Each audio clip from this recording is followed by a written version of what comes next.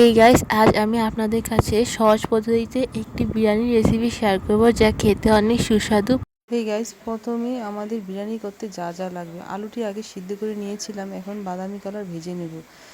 এই গাইস, আমাদের এখন পরিমাণ মতন বাসমতি চাল লাগবে এবং জলের মধ্যে একটু তেল দিয়ে বাসমতি চালটি সিদ্ধ করে নিয়ে নামিয়ে নেব এবং ঠান্ডা করে নিতে লাগবে। এবং একটি কড়াইয়ের মধ্যে তেল দিয়ে এলাচি, দারচিনি, তেজপাতা দিয়ে একটুনি ভাজা করে নিব এবং পেঁয়াজ, রসুন, আদা পেস্ট দিয়ে দেব। তারপরে এক এক করে পরিমাণ মতো সব মশলা দেব।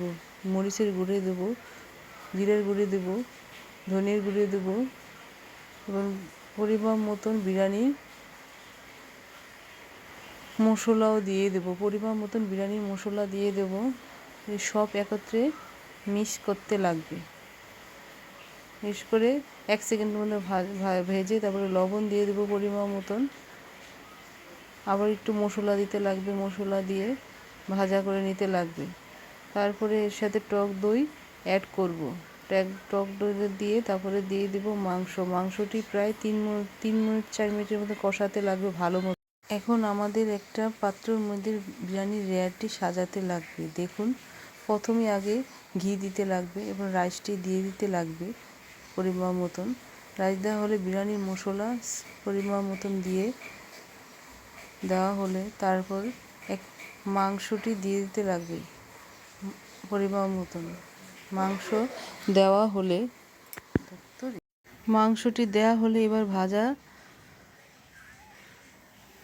পেঁয়াজ দিয়ে দেব উপরে। এর উপরে আবারও রাইস দিয়ে তার সাথে চিংড়ি সাজিয়ে দেব।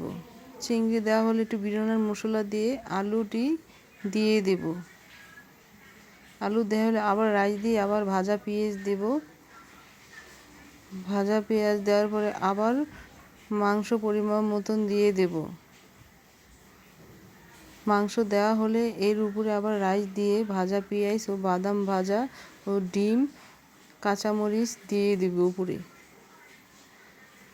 দেওয়া হলে এর সাথে আমরা অ্যাড করব ঘি।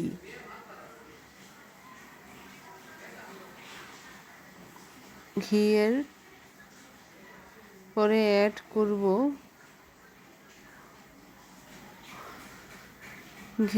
আমরা অ্যাড করব গুঁড়া দুধের সাথে একসাথে লবণ দিয়ে এর সাথে দিয়ে দেব বিরিয়ানির।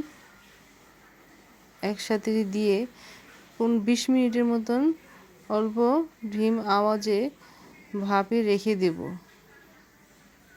20 থেকে 25 মিনিটের মতন। তো দেখুন, আমাদের হয়ে গেল সুস্বাদু বিরিয়ানি।